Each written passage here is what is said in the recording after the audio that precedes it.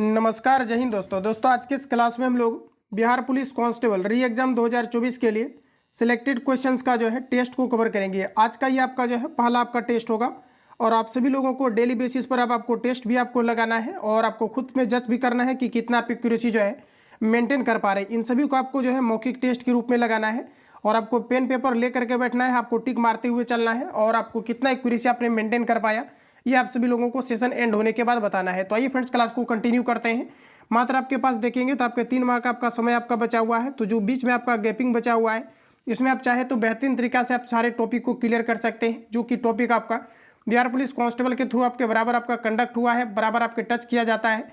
तो इन सभी टॉपिक को आप जो है बेहतरीन तरीका से क्लियर कीजिए और लगातार आपको सेट लगाते रहना है। तो आइए फ्रेंड्स क्लास को कंटिन्यू करते हैं और चीज़ों को समझते हैं।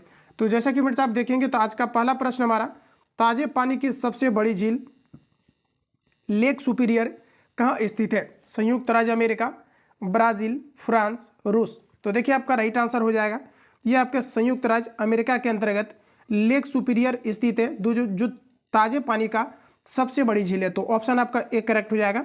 आगे बढ़ते हैं साथियों, अगला प्रश्न हमारा दिया गया है, किस पंचवर्षीय योजना के अंतर्गत समाज में समाजवादी ढांचे की स्थापना का संकल्प लिया गया था?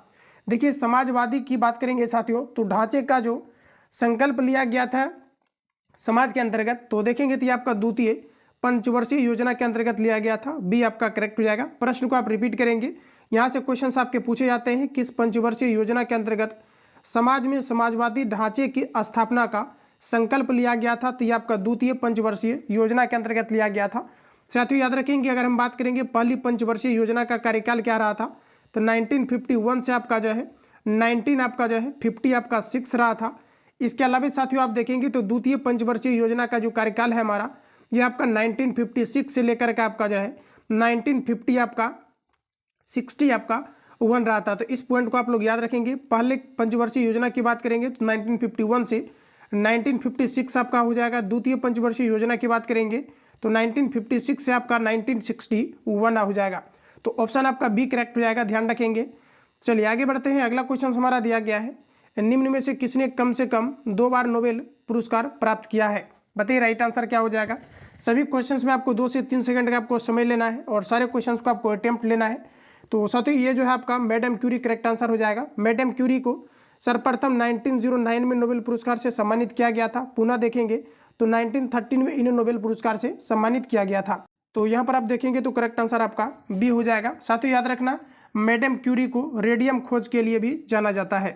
चलिए अगला प्रश्न हमारा नेक्स्ट में दिया गया है, कहा जा रहा है सविनय अवज्ञा आंदोलन में गांधी जी के बाद सत्याग्रह का नेतृत्व किसने की? एनी बेसेंट, मृदुला साराभाई, मृदु लक्ष्मी, सरोजिनी नायडू। बताइए करेक्ट आंसर आपका क्या हो जाएगा। 4 का आंसर बताएंगे तो दोस्तों आपका करेक्ट आंसर हो जाएगा सरोजिनी नायडू। सरोजिनी नायडू ने जो है सविनय अवज्ञा आंदोलन के बाद देखेंगे तो यह जो है सत्याग्रह का नेतृत्व किया था। सरोजिनी नायडू को भारत की कोकिला भी कही जाती है।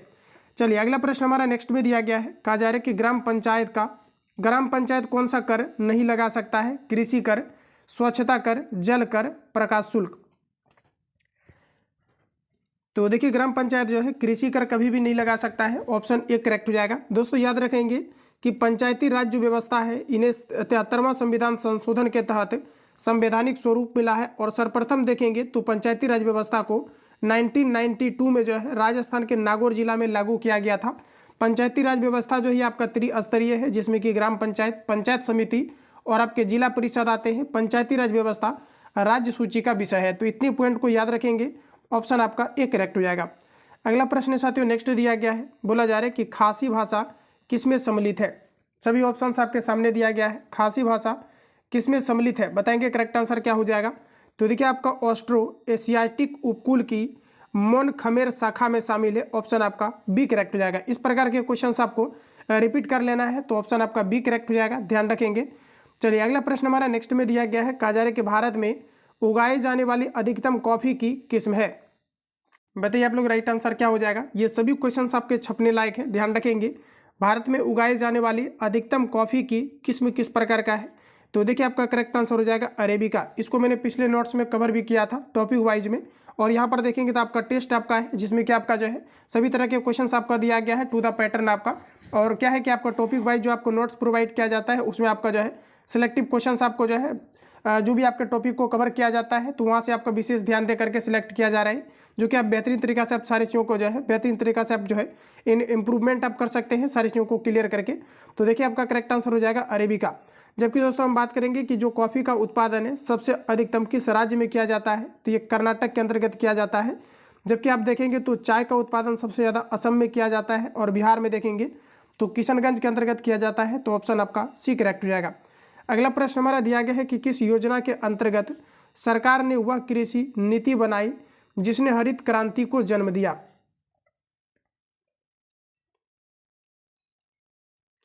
तो देखिए हरित क्रांति को जो जन्म मिला ये आपका तृतीय पंचवर्षीय योजना के अंतर्गत मिला। ऑप्शन सी डी करेक्ट हो जाएगा, ध्यान रखेंगे। साथियों अगर हम बात करेंगे कि जो हमारे तृतीय पंचवर्षीय योजना है इसका कार्यकाल क्या है, तो ध्यान रखेंगे 1961 से आपका 1966 जो है आपका तृतीय पंचवर्षीय योजना का कार्यकाल है, जिन्होंने हरित क्रांति को जन्म दिया। ऑप्शन आपका डी करेक्ट हो जाएगा। हरित क्रांति के क्षेत्र में आप देखेंगे तो सबसे ज़्यादा गेहूं के क्षेत्र में बढ़ावा देखने को मिला और हरित क्रांति का जनक भारत के अंतर्गत MS स्वामीनाथन को जाना जाता है। जबकि ऑल ओवर वर्ल्ड की बात करेंगे तो ये जो है आपके नॉर्मन बोरलॉग को हरित क्रांति का जनक माना जाता है, जो अमेरिका के रहने वाले थे। तो साथियों 2019 के शिफ्ट में आपका क्वेश्चन पूछा गया था हरित क्रांति का जनक किसे माना जाता है, तो ध्यान रखेंगे नॉर्मन बोरलॉग को माना जाता है। अगर आपको भारत के बारे में पूछेगा तो क्वेश्चन में डायरेक्टली आपका मेंशन मिलेगा कि भारत में हरित क्रांति का जनक किसे माना जाता है, तो MS स्वामीनाथन को माना जाता है। इतने पॉइंट को यहाँ से ध्यान रखेंगे। चलिए अगला क्वेश्चन आपको दिया गया है भारतीय संविधान में संसद के दोनों सदनों की संयुक्त बैठक का प्रावधान किस देश के संविधान से प्रेरित है। Australia, Canada, America, Britain. बताइए आप लोग राइट आंसर आपका क्या हो जाएगा। तो यहाँ पर साथियों अगर आप लोग देखेंगे तो इसके पहले जो आपका क्वेश्चन आपका है ये आपका 9, फिर आपका 7, यहाँ पर देखिए आपका जो है थोड़ा सा आपको जो है क्वेश्चन आपको मिस्टेक आपको दिया गया है, ठीक है। तो यहाँ पर आपको जो है थोड़ा आपको जो है क्या करना है कि नंबरिंग थोड़ा सा आपको एरर दिया गया है, तो इसको आप लोग मैनेज करेंगे। तो भारतीय संविधान में संसद के दोनों सदनों की संयुक्त बैठक का प्रावधान किस देश के संविधान से प्रेरित है, ये आपको पर बताना है। तो देखिए यहाँ पर आपका राइट आंसर हो जाएगा ऑस्ट्रेलिया के संविधान से प्रेरित है, तो ऑप्शन आपका ए करेक्ट हो जाएगा। आगे बढ़ते हैं साथियों, अगला प्रश्न दिया गया है कि निम्नलिखित में से कौन सी भारत की सबसे बड़ी कृत्रिम ताजे पानी की झील है। देखिए भारत की सबसे बड़ी कृत्रिम ताजे पानी की झील की अगर बात करेंगे हम लोग तो आपका करेक्ट आंसर हो जाएगा शिवाजी सागर झील। ध्यान रखेंगे साथियों आपका क्या हो जाएगा, शिवाजी सागर झील हो जाएगा, जो कि भारत की सबसे बड़ी कृत्रिम ताजे पानी की झील है। ऑप्शन बी करेक्ट हो जाएगा। चलिए अगला क्वेश्चन आपको दिया गया है भारतीय आधिकारिक गोपनीयता अधिनियम कब पारित किया गया था जिसने प्रेस की स्वतंत्रता को प्रतिबंधित कर दिया। तो देखिए गोपनीयता जो है एक ऐसा चीज़ है जिसमें कि आप देखेंगे तो प्रेस की स्वतंत्रता को जो है प्रतिबंधित कर सकता है, क्योंकि आप देखेंगे तो फंडामेंटल हमारा राइट्स है प्रेस की स्वतंत्रता, जिसकी कि वर्णन आर्टिकल 19 के अंतर्गत दिया गया है। लेकिन यहाँ पर देखेंगे तो गोपनीयता के मामले में अगर देखेंगे तो जो है प्रेस की स्वतंत्रता भी आपकी खत्म हो जाएंगी। तो यहाँ पर आप देखेंगे तो कहा जा रहा है कि भारतीय आधिकारिक गोपनीयता अधिनियम कब पारित किया गया था जिसने प्रेस की स्वतंत्रता को प्रतिबंधित कर दिया था, तो ये आपका 1904 में किया गया था। बी करेक्ट हो जाएगा। प्रेस की स्वतंत्रता हमारा फंडामेंटल राइट्स है, जैसे कि आप देखेंगे तो मूल हमारा अधिकार जो अभी वर्तमान संविधान में है 6 है, जिसका कि वर्णन आर्टिकल 19 के अंतर्गत आपका किया गया है। आगे बढ़ते हैं साथियों, अगला क्वेश्चन दिया गया है। अगला प्रश्न में हमारा कहा जा रहा है कि भारतीय संविधान ने भारत को किस प्रकार वर्णित किया है। तो देखिए साथियों आपका राइट आंसर हो जाएगा कि भारत राज्यों का संघ है। ऑप्शन बी करेक्ट हो जाएगा। चलिए आगे बढ़ते हैं। नेक्स्ट क्वेश्चन हमारा दिया गया है, प्रश्न में कहा जा रहा है कि लोकसभा द्वारा पारित धन विधेयक राज्य सभा द्वारा भी पारित मान लिया जाता है यदि उच्च सदन उस पर किस समय सीमा में जो है कार्य संपादन ना करे। देखिए प्रश्न को आप रिपीट करेंगे, एग्जाम में आपके पूछे गए क्वेश्चन से आपका है। तो देखेंगे तो लोकसभा द्वारा पारित धन विधेयक राज्य सभा द्वारा भी पारित मान लिया जाता है यदि उच्च सदन उस पर किस समय सीमा में कार्य संपादन ना करे। तो देखिए आपका जो है 14 दिन के भीतर जो है ये पारित मान लिया जाता है। ऑप्शन बी करेक्ट हो जाएगा। अगला क्वेश्चन हमारा दिया गया है, सरदार वल्लभ भाई पटेल की तुलना निम्नलिखित में से किससे की जाती है। बताइए राइट आंसर आपका क्या होगा। 14 का आंसर लगाएंगे आप लोग। तो देखिए इसकी तुलना जो है बिस्मार्क से किया जाता है, तो सी आपका जो है करेक्ट हो जाएगा। आगे बढ़ते हैं। अगला क्वेश्चन हमारा दिया गया है, साथियों प्रश्न में कहा जा रहा है कि सूर्य के रहस्यों को जानने हेतु आदित्य L1 अंतरिक्ष यान भारत के श्रीहरिकोटा के सतीश धवन अंतरिक्ष केंद्र से इसरो द्वारा सफलतापूर्वक कब लॉन्च किया गया है? तो ये करंट का आपका क्वेश्चन है। तो करंट अभी आप देखेंगे तो लगभग 6 से आपका 7 क्वेश्चन आपका पूछा जाता है। आप देखेंगे तो रिसेंटली भी आपका पूछा भी गया था। तो सूर्य के रहस्य को जानने के लिए आदित्य 1 का जो है अभी आपका रिसेंटली श्रीहरिकोटा के सतीश धवन से इसको लॉन्च किया गया था। इसका आप देखेंगे तो जो लॉन्चिंग डेट है आपका ये 2 सितंबर 2023 को लॉन्च किया गया था। तो भी आपका करेक्ट हो जाएगा। चलिए आगे बढ़ते हैं। नेक्स्ट प्रश्न हमारा दिया गया है, किसी वस्तु का पूंजी तथा उत्पादन का अनुपात किसका माप है? बताएंगे आप लोग। राइट आंसर आपका क्या हो जाएगा? किसी वस्तु का पूंजी तथा उत्पादन अनुपात किसका माप है? तो उत्पादन की प्रति इकाई में निविष्ट पूंजी की राशि का माप है। ऑप्शन बी करेक्ट हो जाएगा। सभी क्वेश्चंस को आप लोग रिपीट करते चलेंगे। अगला प्रश्न साथियों, मौलिक अधिकारों को लागू करने के लिए रिट जारी की जाती है संसद द्वारा, राष्ट्रपति द्वारा, उच्च न्यायालय द्वारा, चुनाव आयोग द्वारा। मौलिक अधिकारों को लागू करने के लिए रिट जारी करने का काम उच्चतम न्यायालय के द्वारा किया जाता है। ऑप्शन सी करेक्ट हो जाएगा। ध्यान रखेंगे, मौलिक जो हमारा अधिकार है इसकी चर्चा भाग 3 के अंतर्गत दिया गया है। आर्टिकल 12 से लेकर के 35 तक टोटल फंडामेंटल राइट्स के बारे में चर्चा किया गया है, जिसको कि मैग्ना कार्टा भी कहा जाता है। आगे बढ़ते हैं। नेक्स्ट क्वेश्चन हमारा दिया गया है, कहा जा रहा है 69वां राष्ट्रीय फिल्म पुरस्कार 2023 में सर्वश्रेष्ठ अभिनेता किसे चुना गया है? तो देखिए आपका जो है करेक्ट आंसर हो जाएगा अल्लू अर्जुन को चुना गया है। ऑप्शन डी करेक्ट हो जाएगा। 69वां राष्ट्रीय फिल्म पुरस्कार 2023 में सर्वश्रेष्ठ अभिनेता किसे चुना गया है? तो ये आपके अल्लू अर्जुन को चुना गया है। ऑप्शन आपका डी करेक्ट हो जाएगा। नेक्स्ट क्वेश्चन दिया गया है, गांधी इन चंपारण पुस्तक के लेखक कौन है? यहाँ से आप देखेंगे तो एक क्वेश्चन आपका यहाँ से फिक्स आपका है, 1 से 2 क्वेश्चन भी आपके पूछे जाते हैं। तो साथियों यहाँ पर देखेंगे तो कहा जा रहा है कि गांधी इन चंपारण पुस्तक के लेखक कौन है? तो 19 का हमारा राइट आंसर हो जाएगा दीनानाथ गोपाल तेंदुलकर। ऑप्शन आपका बी करेक्ट हो जाएगा, जिनके द्वारा गांधी इन चंपारण पुस्तक को प्रिपेयर किया गया है। चलिए आगे बढ़ते हैं। नेक्स्ट क्वेश्चन दिया गया है कि निम्नलिखित देशों में से किस देश में तकला-माकन मरुस्थल स्थित है? रिपीटेड क्वेश्चन है आपका, ध्यान रखेंगे। निम्नलिखित देशों में से किस देश में तकला कहा जा रहा है कि माकन मरुस्थल स्थित है? दिया गया मंगोलिया, चीन, तजाकिस्तान, कजाकिस्तान। तो देखिए आपका साथियों याद रखना है, तकला जो माकन मरुस्थल है ये किस देश के अंतर्गत है? तो ये चाइना के अंतर्गत है। बी करेक्ट हो जाएगा। आगे बढ़ते हैं। अगला क्वेश्चन दिया गया है, कहा जा रहा है मानचित्र बनाने के विज्ञान को कहते हैं? मानचित्र बनाने के विज्ञान को कहते हैं कार्टोग्राफी। एक करेक्ट हो जाएगा। रिपीट करेंगे, कार्टोग्राफी मानचित्र बनाने की विज्ञान की कला है। ये आपका करेक्ट हो जाएगा। अगला प्रश्न है दोस्तों, कहा जा रहा है कि मुद्रास्फीति के अंतर्गत बताइए, मुद्रास्फीति के अंतर्गत क्या होता है? तो देखिए मुद्रा का अवमूल्यन हो जाता है और इसमें आप देखेंगे तो मुद्रा का वैल्यू घट जाता है। तो ऑप्शन आपका ए करेक्ट हो जाएगा। नेक्स्ट प्रश्न हमारा दिया गया है, 10 सितंबर 2023 को इंडोनेशिया बैडमिंटन मास्टर्स का खिताब किसने जीता? बताएंगे राइट आंसर क्या हो जाएगा। 10 सितंबर 2023 को इंडोनेशिया बैडमिंटन मास्टर्स का खिताब किसने जीता? तो देखिए आपका राइट आंसर हो जाएगा किरण जॉर्ज ने जीता है। ऑप्शन डी करेक्ट हो जाएगा।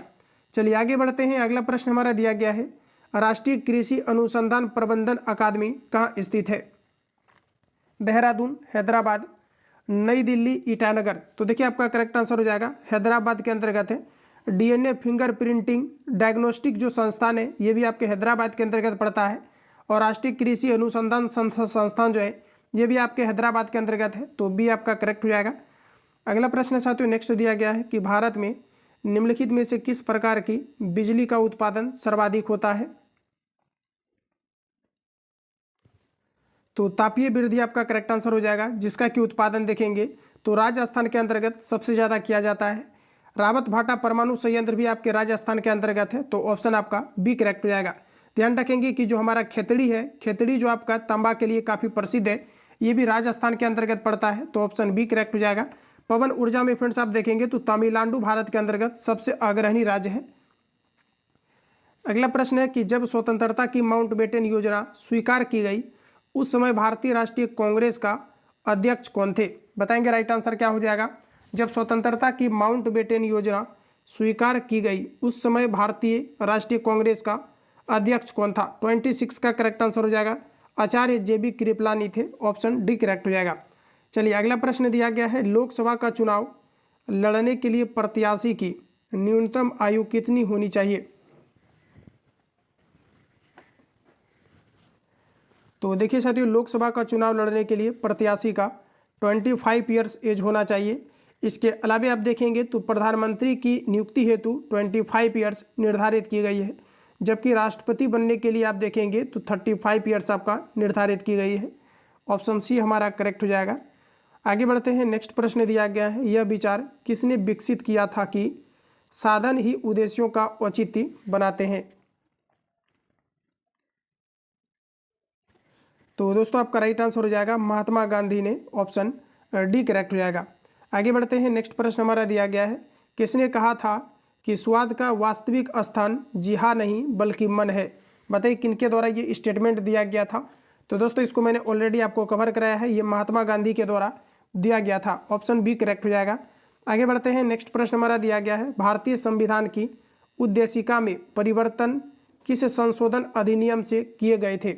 देखिए भारतीय संविधान की उद्देशिका में परिवर्तन किस संविधान संशोधन अधिनियम के तहत किए गए थे? तो आपका राइट आंसर हो जाएगा 42वां संशोधन अधिनियम 1976 के तहत किया गया था, ऑप्शन सी करेक्ट हो जाएगा। साथियों डायरेक्टली प्रश्न आपका पूछा जाता है 42वां संविधान संशोधन कब हुआ था? तो 1976 में हुआ था। डेट इंपोर्टेंट याद रखेंगे। हमारा जो टोटल 7 फंडामेंटल राइट्स यानी मौलिक अधिकार था, ये 42वां संविधान संशोधन के तहत ही जोड़ा गया था, जिसमें कि आप देखेंगे तो 44वां संविधान संशोधन के तहत संपत्ति के अधिकार को हटा करके 300 के ए में डाल दिया गया है, जिसके कारण से वर्तमान में देखेंगे तो टोटल हमारे पास 6 फंडामेंटल राइट्स है, जिसकी की चर्चा आर्टिकल 19 के अंतर्गत और भाग 3 के अंतर्गत आपका किया गया है। तो ध्यान रखेंगे, ऑप्शन आपका सी करेक्ट हो जाएगा। अगला प्रश्न दिया गया है, संसद के किसी भी सदन के 2 सत्रों के बीच अंतराल किससे अधिक नहीं होना चाहिए? 3 महीने, 6 महीने, 9 महीने, 12 महीने। तो ध्यान रखेंगे आपका राइट आंसर हो जाएगा 6 महीने के से ज़्यादा बीच का अंतराल नहीं होना चाहिए, बी करेक्ट हो जाएगा। अगला प्रश्न दोस्तों नेक्स्ट आपको दिया गया है, सभी क्वेश्चंस को आप सभी लोग ध्यानपूर्वक पढ़ेंगे। प्रश्न में कहा जा रहा है कि एलोरा में गुफाएं और शैलीकृत मंदिर किस धर्म के हैं? तो देखिए अजंता और एलोरा की गुफाएं महाराष्ट्र के अंतर्गत है। प्रश्न में कहा जा रहा है कि एलोरा में गुफाएं शैलीकृत मंदिर किस धर्म के हैं, ये आपको पर बताना है। तो देखिए आपका जो है हिंदू, बौद्ध और जैन धर्म के हैं, तो ऑप्शन आपका जो है डी करेक्ट हो जाएगा। अगला प्रश्न है दोस्तों नेक्स्ट दिया गया है कि अकबर के दरबार में सबसे प्रसिद्ध संगीतकार तानसेन का मूल नाम था। बताइए राइट आंसर आपका क्या हो जाएगा? तो देखिए तानसेन जो है, कहा जा रहा है कि जो है अकबर के दरबार में सबसे प्रसिद्ध संगीतकार तानसेन का मूल नाम क्या था? तो तानसेन को जो है रामतनु पांडे कहा जाता था, ऑप्शन सी करेक्ट हो जाएगा। ध्यान रखेंगे तानसेन का मूल नाम क्या था? तो राम जो है तनु पांडे। चलिए आगे बढ़ते हैं दोस्तों, अगला क्वेश्चन दिया गया है, किस अधिनियम की महत्वपूर्ण विशेषता प्रांतीय स्वायत्तता है? बताइए राइट आंसर क्या होगा? 34 का आपका करेक्ट आंसर हो जाएगा 1935, ये आपका जो है करेक्ट हो जाएगा। आगे बढ़ते हैं दोस्तों, अगला क्वेश्चन हमारा दिया गया है, म्यांमार देश की मुद्रा कौन सी है? बताएंगे आप लोग राइट आंसर क्या हो जाएगा। साथियों म्यांमार देश की मुद्रा की अगर हम बात करेंगे तो म्यांमार का आपका क्या था? ये सभी क्वेश्चंस आपको जो है ऑलरेडी आपको पता होना चाहिए, क्योंकि ऑलरेडी मैंने जो है नोट्स आपको प्रोवाइड किया है, जिसमें कि आप देखेंगे तो इन सभी को जो भी आपका सिलेक्टिव क्वेश्चंस है इसको मैंने ऑलरेडी आपको कवर कराया है, तो बी आपका जो है करेक्ट हो जाएगा। इसके अलावा फ्रेंड्स आप देखेंगे तो क्या है कि जैसे कि आप देखेंगे तो कई बार यहाँ से क्वेश्चन आपका पूछा जाता है, जैसे कि आप देखेंगे तो भूटान का पूछा जाता है, तो न्यूट्रम है, इजराइल का आप देखेंगे तो न्यू आपका जो है सेलेक आपका है। इसके अलावा साथियों आप देखेंगे तो जैसे कि आपका थाईलैंड का पूछा जाता है, तो थाईलैंड का आपका जो है बहुत आपका है। तो इन सभी पॉइंट को आप लोग यहाँ से जो है ध्यान रखेंगे। चलिए आगे बढ़ते हैं, नेक्स्ट क्वेश्चन हमारा दिया गया है, प्रश्न में कहा जा रहा है 1857 के विद्रोह के दौरान भारत का गवर्नर जनरल कौन था? तो देखिए 1857 के विद्रोह के दौरान भारत का गवर्नर जनरल कौन था? तो लॉर्ड कैनिंग, ऑप्शन आपका जो है बी करेक्ट हो जाएगा। अगला प्रश्न हमारा दिया गया है, महात्मा बुद्ध किस वंश से संबंधित थे? देखिए साथियों महात्मा बुद्ध किस वंश से संबंधित थे? तो देखिए आपका राइट आंसर हो जाएगा महात्मा बुद्ध शाक्य वंश से संबंधित थे, ऑप्शन हमारा जो है सी करेक्ट हो जाएगा। अगला प्रश्न की बात करेंगे तो निम्नलिखित में से किसी को सूर्य की ऊर्ध्वाधर किरणें कभी नहीं मिलेगी? देखिए सूर्य की ऊर्ध्वाधर किरणें किसको कभी नहीं मिलेगी, तो आपका करेक्ट आंसर हो जाएगा श्रीनगर को कभी नहीं मिलेगी। ऑप्शन आपका डी करेक्ट हो जाएगा। फ्रेंड्स याद रखना है पृथ्वी जो है आपका 23.5 डिग्री पर झुका हुआ है, ध्यान रखेंगे। ऑप्शन आपका डी करेक्ट हो जाएगा। अगला प्रश्न हमारा नेक्स्ट दिया गया है, भारत की जनसंख्या में ऋणात्मक वृद्धि दर किस दशक में दर्ज की गई थी?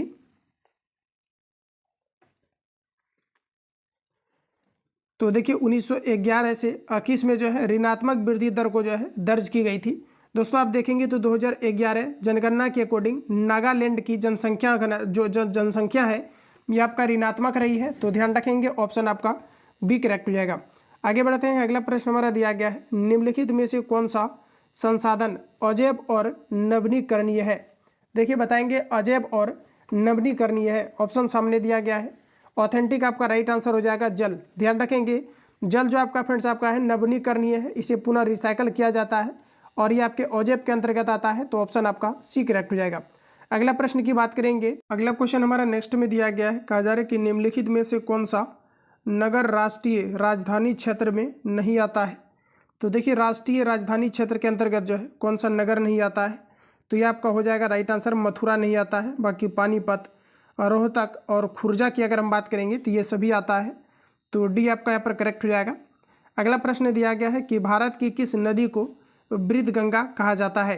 ये क्वेश्चन आपका जो है पूछा गया है, ध्यान रखेंगे। भारत की किस नदी को वृद्ध गंगा कहा जाता है? तो दोस्तों याद रखेंगे ये गोदावरी को कहा जाता है, तो बी आपका यहाँ पर जो है सही हो जाएगा। अगला प्रश्न दिया गया है, तंजानिया की राजधानी क्या है? बताइए आप लोग राइट आंसर क्या हो जाएगा? Nairobi, Lusaka, Kampala, Dodoma. देखिए तंजानिया की कैपिटल जो है आपका डोडोमा है। ऑप्शन डी करेक्ट हो जाएगा। चलिए आगे बढ़ते हैं। नेक्स्ट क्वेश्चन हमारा दिया गया है, कहा जा रहा है अंडमान द्वीप समूह और निकोबार द्वीप समूह निम्नलिखित में से किसके द्वारा एक दूसरे से अलग किए जाते हैं? साथियों देखेंगे तो नोट्स में मैंने इस क्वेश्चन को आपको कवर कराया था, तो यहाँ पर आपका करेक्ट आंसर हो जाएगा 10 डिग्री चैनल जो है अंडमान निकोबार द्वीप समूह को जो है पृथक करती है, तो ऑप्शन आपका ए करेक्ट हो जाएगा। चलिए आगे बढ़ते हैं। नेक्स्ट क्वेश्चन हमारा दिया गया है, कहा जा रहा है कि बोगोटा निम्नलिखित में से किस देश की राजधानी है? बताइए करेक्ट आंसर क्या होगा?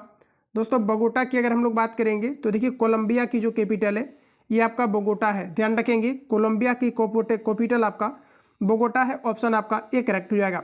आगे बढ़ते हैं। नेक्स्ट क्वेश्चन दिया गया है, आतंकवाद से पीड़ितों का अंतर्राष्ट्रीय दिवस हर साल किस तिथि को मनाया जाता है?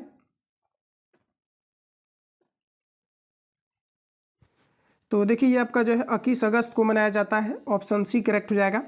नेक्स्ट प्रश्न हमारा दिया गया है, बोला जा रहा है कि डांस लिगेसी ऑफ पाटलिपुत्र पुस्तक के लेखक है।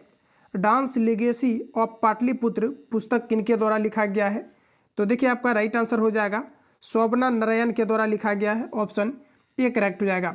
चलिए आगे बढ़ते हैं। नेक्स्ट क्वेश्चन हमारा दिया गया है, मई 2023 में बिहार सरकार द्वारा लॉन्च मिशन परिवर्तन का संबंध किससे है?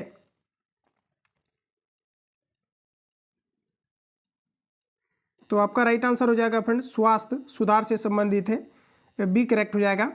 आगे बढ़ते हैं। नेक्स्ट क्वेश्चन हमारा दिया गया है, पंचायती राज सम्मिलित किया गया है। पंचायती राज दोस्तों जैसा कि मैंने आपको रिवील भी कराया है कि पंचायती राज व्यवस्था 73वां संविधान संशोधन के तहत जो है पंचायती राज को संवैधानिक स्वरूप मिला, और जो हमारा 73वां संविधान संशोधन है ये आपका 1920 जो है 92 में आपका किया गया था। अब यहाँ पर देखेंगे तो पंचायती राज व्यवस्था जो है ये आपके राज्य सूची का विषय है, तो आपका 49 का आपका करेक्ट आंसर बी हो जाएगा, ध्यान रखेंगे। आगे बढ़ते हैं। नेक्स्ट प्रश्न हमारा दिया गया है, किसकी जन्म दिवस को राष्ट्रीय शिक्षा दिवस के रूप में मनाया जाता है? बताइए आप लोग राइट आंसर क्या हो जाएगा? तो देखिए राष्ट्रीय शिक्षा दिवस के रूप में जो है मौलाना अबुल कलाम आज़ाद के जन्मदिन को मनाया जाता है। ऑप्शन सी हमारा करेक्ट हो जाएगा। आगे बढ़ते हैं। नेक्स्ट क्वेश्चन हमारा दिया गया है, कहा जा रहा है कि पृथ्वी के वायुमंडल की कौन सी परत रेडियो तरंगों को पृथ्वी के पृष्ठ पर परावर्तित करता है?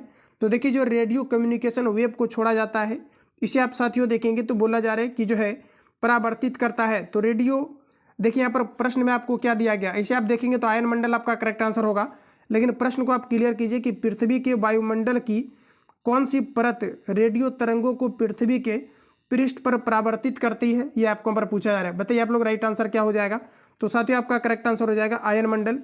ऑप्शन ए करेक्ट हो जाएगा। जबकि आप देखेंगे तो वायुमंडल के सबसे ऊपरी परत को हम लोग बहिर्ष मंडल कहते हैं, समताप मंडल में वायुयान उड़ते हैं और क्षोभ मंडल में जो है हम लोग रहते हैं। तो ऑप्शन आपका ए करेक्ट हो जाएगा। आगे बढ़ते हैं। नेक्स्ट क्वेश्चन हमारा दिया गया है कि निम्नलिखित में से कौन सा युग्म सही सुमेलित नहीं है, ये आपको नंबर बताना है। बताइए राइट आंसर क्या हो जाएगा। तो साथियों यहाँ पर देखेंगे तो पीवीसी दिया गया है, पॉलीविनाइल क्लोराइड दिया गया और यहाँ पर आपको दिया गया है थर्मोसेटिंग, जो कि यहाँ पर आपका गलत है। तो ध्यान रखेंगे कि जो आपका पीवीसी है ये आपका थर्मोप्लास्टिक है। ध्यान रखेंगे क्या है, थर्मोसेटिंग नहीं बल्कि आपका थर्मोप्लास्टिक है, इसलिए ऑप्शन आपका बी करेक्ट हो जाएगा। पीवीसी को हम लोग जो है पॉलीविनाइल क्लोराइड कहते हैं, ऑप्शन आपका बी करेक्ट हो जाएगा। अगला प्रश्न हमारा दिया गया है, कहा जा रहा है कि विशिष्ट सापेक्षता सिद्धांत के अनुसार निम्नलिखित में से क्या सापेक्ष नहीं है।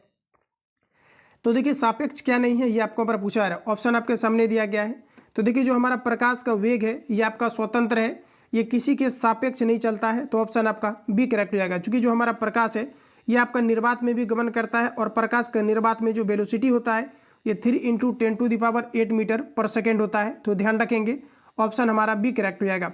अगला प्रश्न दोस्तों नेक्स्ट दिया गया है, कहा जा रहा है कि गैस के गुब्बारों में हाइड्रोजन गैस की जगह हीलियम गैस का प्रयोग किया जाता है क्योंकि। बताइए राइट आंसर आपका क्या हो जाएगा।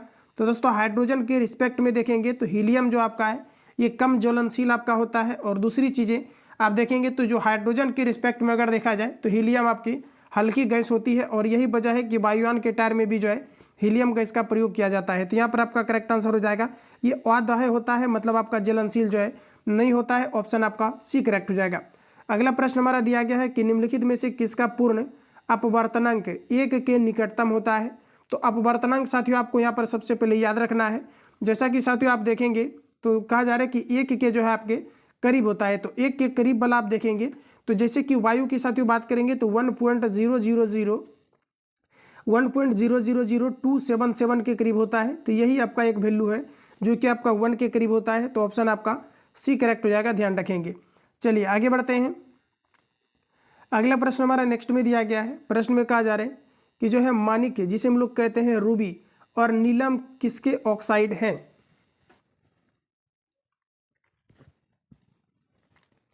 तो देखिए आपका राइट आंसर हो जाएगा एल्यूमिनियम का है, ऑप्शन डी करेक्ट हो जाएगा। साथियों याद रखना है एल्यूमिनियम का जो प्रमुख अयस्क होता है बॉक्साइड, कोरंडम, क्रायोलाइट होता है। कई बार क्वेश्चन आपका आता है उभयधर्मी ऑक्साइड का उदाहरण क्या है। तो Al2O3 जिसे हम लोग बॉक्साइड कहते हैं उभयधर्मी ऑक्साइड का उदाहरण है। इसके अलावा ZnO उभयधर्मी ऑक्साइड का उदाहरण है।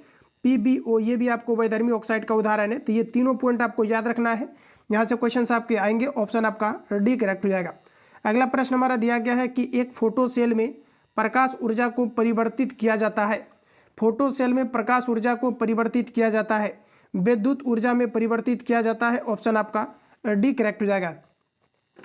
चलिए आगे बढ़ते हैं। नेक्स्ट क्वेश्चन हमारा दिया गया है, कहा जा रहा है कि यूस्टो जो है किनलिका मानव शरीर के किस भाग में स्थित होता है। तो देखिए यूस्टो किनलिका जो है मानव शरीर के किस भाग में पाया जाता है। तो देखिए आपके कान में पाया जाता है, ऑप्शन बी करेक्ट हो जाएगा। कान के अंतर्गत देखेंगे तो स्टेप्स नामक हड्डी हमारे बॉडी का सबसे छोटी हड्डी होती है। हमारे कान में टोटल 6 हड्डियां पाई जाती है। आगे बढ़ते हैं। नेक्स्ट क्वेश्चन दिया गया है, यदि मनुष्य की एक आंख होती तो।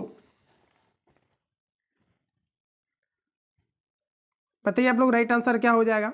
यदि मनुष्य का एक आंख होता है तो क्या क्या चीजें हो सकता था। तो साथ ही यहाँ पर देखेंगे तो दिया गया है कि वस्तु का प्रतिबिंब उल्टा बनता, तो उल्टा देखिए हमेशा बनता है, और जो है आपके 2 बार रिफ्लेक्शन ऑफ जो लाइट की घटनाएं होने के कारण से, अपवर्तन होने के कारण से देखेंगे तो ये हमें जो है वस्तु सीधा दिखाए हुए प्रतीत होता है। कि एक बार जब हमारे लेंस के थ्रू जब प्रवेश करता है तो उस समय प्रतिबिंब उल्टा बनता है हमारे रेटिना पर, और पुनः जब वो प्रतिबिंब के रूप में जब बाहर हमें जो है किसी भी चीज़ों की जो है दिखाई देने की अनुभूति होती है तो पूरा क्या होता है कि जब रिफ्लेक्ट करता है तो पुनः जो एक बार पुनः क्या होता है कि वो रिफ्लेक्ट करता है, और पुनः क्या होता है कि लेंस से जब पार करता है तो इस प्रतिबिंब को जो है सीधा कर देता है। तो इसलिए क्या है कि जब हम किसी वस्तु को देखते हैं तो ये हमें सीधा दिखाई देते हुए प्रतीत होता है, बट जो रेटिना पर बना प्रतिबिंब होता है ये आपका उल्टा होता है। तो यहाँ पर आप देखेंगे तो ये आपका गलत हो जाएगा।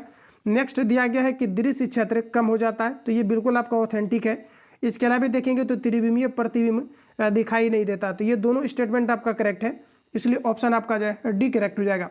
आगे बढ़ते हैं। नेक्स्ट क्वेश्चन हमारा दिया गया है प्रश्न साथियों, यहाँ पर आप देखेंगे तो कहा जा रहा है रुधिर स्कंदन में मदद करने वाला विटामिन है। बताइए साथियों आप लोगों का राइट आंसर क्या हो जाएगा। रुधिर स्कंदन में मदद करने वाला विटामिन कौन सा है? तो देखिए आपका करेक्ट आंसर हो जाएगा विटामिन के, जो कि रुधिर अस्कंदन में महत्वपूर्ण भूमिका निभाता है। आगे बढ़ते हैं, अगला प्रश्न हमारा दिया गया है, निम्नलिखित में से कौन सा सही मेल है? जैसा कि साथियों आप देखेंगे तो सही मेल कौन सा है ये आपको बताना है। तो देखिए दोस्तों, आपका राइट आंसर हो जाएगा हाइपोटेंशन, दिल का दौरा, जो कि बिल्कुल हमारा करेक्ट दिया गया है। बाकी आप जितने ऑप्शंस देख पा रहे होंगे ये सभी आपका गलत दिया गया है, तो डी आपका करेक्ट हो जाएगा।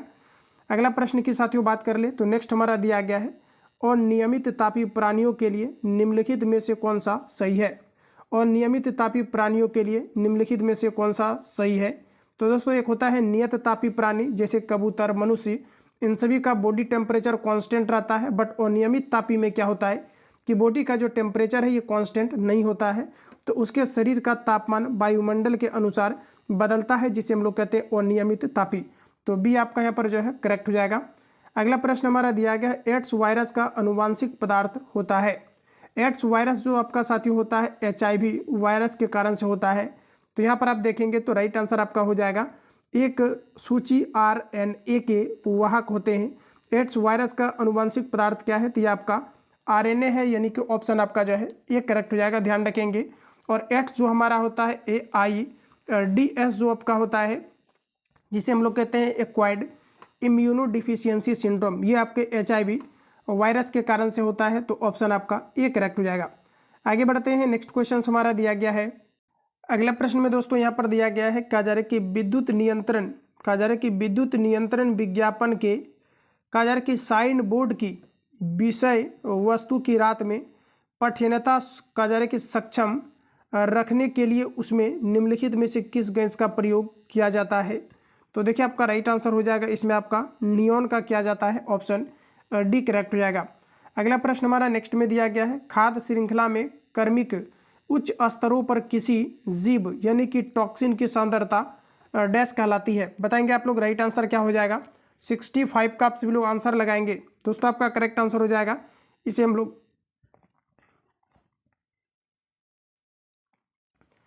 जैव आवर्धन कहते हैं, ऑप्शन आपका सी करेक्ट हो जाएगा। चलिए आगे बढ़िए, अगला क्वेश्चन हमारा दिया गया है, कहा जा रहा है कि परमाणु पाइल का प्रयोग कहाँ होता है? बताएंगे आप लोग राइट आंसर क्या हो जाएगा। दोस्तों, परमाणु पाइल की हम लोग बात करेंगे तो ताप नाभिकीय संलयन के परिचालन में परमाणु पाइल का प्रयोग किया जाता है। तो सी आपका यहाँ पर राइट हो जाएगा। आगे बढ़ते हैं, नेक्स्ट क्वेश्चन दिया गया है, कहा जा रहा है कि ताज पेट्रोजियम जोन TTZ ताजमहल के चारों ओर डैश किलोमीटर का एक अधिसूचित क्षेत्र है जो स्मारक को प्रदूषण से संरक्षित करने के लिए है। बताएंगे करेक्ट आंसर क्या हो जाएगा। तो देखिए साथियों, यहाँ पर आपका राइट आंसर हो जाएगा, ये लगभग 10,400 वर्ग किलोमीटर तक फैला हुआ है, ऑप्शन डी करेक्ट हो जाएगा। आगे बढ़ते हैं, नेक्स्ट क्वेश्चन हमारा दिया गया है, जो पदार्थ जल के संपर्क में आने पर तत्काल कोलाइडी विलयन बना लेता है उसे कहते हैं? बताइए करेक्ट आंसर क्या हो जाएगा। वैसा पदार्थ जो जल के संपर्क में आने पर तत्काल कोलाइडी विलयन का निर्माण करता है उसे क्या कहा जाता है? तो इसे कहा जाता है जलरागी कोलाइड, ध्यान रखेंगे, ऑप्शन आपका डी करेक्ट हो जाएगा। अगला प्रश्न की बात करेंगे तो गामा किरणें होती है दोस्तों, याद रखेंगे गामा किरण की जो आपके तरंगदैर्घ्य होता है ये सबसे आप देखेंगे तो अधिकतम होता है। तो आप बताएंगे राइट आंसर क्या हो जाएगा। तो 69 का हमारा ऑथेंटिक आंसर हो जाएगा, रेडियो सक्रिय पदार्थों द्वारा उत्सर्जित ऊर्जा युक्त किरणें होती है, जिसे हम लोग कहते हैं गामा किरण। गामा किरणें क्या होता है? तो आपका रेडियो सक्रिय पदार्थों द्वारा उत्सर्जित ऊर्जा युक्त किरणें होती है, जिसे हम लोग कहते हैं गामा किरण, ऑप्शन सी करेक्ट हो जाएगा। आगे बढ़ते हैं साथियों, अगला प्रश्न हमारा दिया गया है, एक अणु ग्लूकोज के पूर्ण ऑक्सीकरण से प्राप्त होते हैं? बताएंगे आप लोग राइट आंसर क्या हो जाएगा। एक अणु ग्लूकोज के पूर्ण ऑक्सीकरण से प्राप्त होते हैं तो लगभग आप देखेंगे तो आपका 38 जो है ATP ऊर्जा विमोचित होती है, तो ऑप्शन आपका बी करेक्ट हो जाएगा। रिपीटेड क्वेश्चन है, याद रखेंगे आप सभी लोग। आगे बढ़ते हैं, अगला प्रश्न है साथियों, नेक्स्ट दिया गया है, जो कैंडिडेट बिहार पुलिस कांस्टेबल के लिए ग्रुप को ज्वाइन करना चाहते हैं, इस नंबर पर आपको सिंपली SMS या कॉल करके आपको इंक्वायरी ले लेना है। फ्रेंड्स, इसमें बेहतरीन तरीका से आप सारे नोट्स को कंप्लीटली आप क्लियर कर सकते हैं, जिसमें कि आप देखेंगे तो बेहतरीन तरीका से आंसर हाईलाइट करके आपको PDF मिल जाएगा, रिवीजन PDF, प्लस आपको टेस्ट आपको डेली बेस पर आपको लगाना है, प्लस आपका मार्केट में जो भी आपका बुक है कंप्लीटली आपका ग्रुप पर डाला जा रहा है, जिसमें कि आप देखेंगे ऑफलाइन ऑनलाइन का कंप्लीटली टारगेट बेच, फाउंडेशन बेच ऑलरेडी आप देखेंगे तो कई सारा इसमें जो है आपको देखेंगे तो PDF आपका जो है मतलब कंटिन्यू है आपका लगभग आप देखेंगे तो लगभग 15 दिन से आपका जो है देखेंगे तभी आपका जो है 400 इसमें मेंबर ऐड होकर के जो है सारे टेस्ट को कवर कर रहे हैं। इसके अलावा आप देखेंगे तो full length practice set all over आपको सारे सिलेक्टिव क्वेश्चंस का नोट आपको जो है नोट्स आपका to the pattern to the point और जो है सिलेक्टिव आपको टॉपिक वाइज प्रोवाइड किया जा रहा है। एक गाइडलाइंस के तहत आपका ग्रुप चल रहा है, तो चाहो तो इसमें आप लोग जो है ऐड होकर के सारे चीज़ों को आप क्लियर कर पाएंगे। इसके लिए 41 आपको पेमेंट करके ऐड होना है। तो चलिए आगे बढ़ते हैं साथियों। कहा जा रहा है कि समुद्री खरपतवार निम्न में से किसका महत्वपूर्ण स्रोत है, ये आपको नंबर बताना है। तो देखिए 71 का करेक्ट आंसर हमारा हो जाएगा आयोडीन का, ऑप्शन सी करेक्ट हो जाएगा, ध्यान रखेंगे। आगे बढ़ते हैं। अगला क्वेश्चन हमारा दिया गया है साथियों। प्रश्न में कहा जा रहा है कि सामान्यतः 1 से 3 वर्ष के शिशुओं में प्रोटीन की कमी से निम्नलिखित में से कौन सा रोग होता है। तो देखिए दोस्तों, प्रोटीन की कमी से शिशु में रोग होता है, इसे हम लोग कहते हैं क्वासियोरकर, और बड़े व्यक्ति में होता है, इसे हम लोग कहते हैं मेरस्मस। तो ऑप्शन आपका सी करेक्ट हो जाएगा, इसे हम लोग कहते हैं क्वासियोरकर। अगला प्रश्न हमारा नेक्स्ट दिया गया है। कहा जा रहा है कि जड़ों द्वारा अवशोषित जल शीर्ष तक पहुंचता है। देखिए आपको नोट्स में मैंने कवर करा दिया है और मैक्सिमम क्वेश्चंस देखिए आपका नोट्स का यहाँ पर आपका जो है मिलना शुरू हो गया है। तो फ्रेंड्स नोट्स को आप सभी लोग बेहतरीन तरीका से कवर कर लेंगे तो आपका बिल्कुल है कि निश्चित रूप से आप देखेंगे तो जीएस में आपका 75 में से 60 लगभग करने का आपके जो है अंदर ये अद्भुत आपको कॉन्फिडेंस और बदलाव देखने को मिलेगा। आप देखेंगे तो कहा जा रहा है कि जड़ों द्वारा अवशोषित जल शीर्ष तक पहुंचता है, तो ये आपका केशिकत्व क्रिया के द्वारा और ये आपका जाइलम के द्वारा, तो ऑप्शन आपका बी करेक्ट हो जाएगा, ध्यान रखेंगे। अगला प्रश्न हमारा नेक्स्ट दिया गया है। कहा जा रहा है कि कोशिकाओं के अध्ययन से संबंधित जैविकी की शाखा को कहते हैं। कोशिकाओं के अध्ययन से संबंधित जैविकी की शाखा को क्या कहा जाता है, यह आप सभी लोगों को बताना है। बताएंगे इसका राइट आंसर आपका क्या हो जाएगा। तो दोस्तों आपका करेक्ट आंसर हो जाएगा, इसे हम लोग कहते हैं साइटोलॉजी, ऑप्शन ए करेक्ट हो जाएगा। अगला प्रश्न हमारा नेक्स्ट में दिया गया है। कहा जा रहा है कार्बन डाइऑक्साइड जल में घुलकर कौन सा अम्ल बनाता है। बताएंगे आप लोग राइट आंसर क्या हो जाएगा। तो दोस्तों हम लोग बात करेंगे कार्बन डाइऑक्साइड जल में घुलकर कौन सा अम्ल बनाता है, तो ये आपका करेक्ट आंसर हो जाएगा H2CO3 का निर्माण करता है। तो ऑप्शन आपका जो है बी करेक्ट हो जाएगा, जिसे हम लोग साथियों कहते हैं हाइड्रोजन कार्बोनेट कहते हैं, ध्यान रखेंगे, या इसे जो है कार्बोनिक अम्ल भी कहा जाता है। तो ऑप्शन आपका बी करेक्ट हो जाएगा। तो साथियों देखेंगे तो आज की इस क्लास में हम लोग जो है टोटल 75 क्वेश्चंस को कवर किए, जो कंप्लीटली आपका जीके जीएस का आपका वेटेज होना है। तो आप सभी लोगों का टारगेट होना चाहिए mainly full length practice sheet में आप देखेंगे तो 70+ आपको जो है स्कोर का, और देखेंगे तो जीके का कंप्लीटली जो आपका 75 क्वेश्चंस आपका सबसे अच्छा खासा वेटेज होना है। इस पर आपको सबसे ज़्यादा आपको कमांडिंग रखना है, इसमें कम से कम आपको 60+ स्कोर आपको करना है। बाकी किसी प्रकार का डाउट या संशय हो तो कमेंट बॉक्स में अपना फीडबैक देंगे आप सभी लोग। मिलते हैं नेक्स्ट क्लास में। जो लोग चैनल पर पहली बार विजिट किए चैनल को सब्सक्राइब करके बेल आइकन को प्रेस कर लेना, क्योंकि जब भी क्लास अपलोड हो नोटिफिकेशन आपको टाइम टू टाइम मिलते रहे। ग्रुप में ऐड होने के लिए आप सभी लोगों को इस नंबर पर कॉल या SMS करके आपको कंप्लीटली आपको इंक्वायरी लेना है। इस पर आप व्हाट्सएप पर मैसेज करेंगे बिहार पुलिस कांस्टेबल लिख करके, आपको सारी चीज़ें जो है बता दिया जाएगा। मिलते हैं साथियों नेक्स्ट क्लास में, तब तक के लिए जय हिंद, बेस्ट ऑफ लक।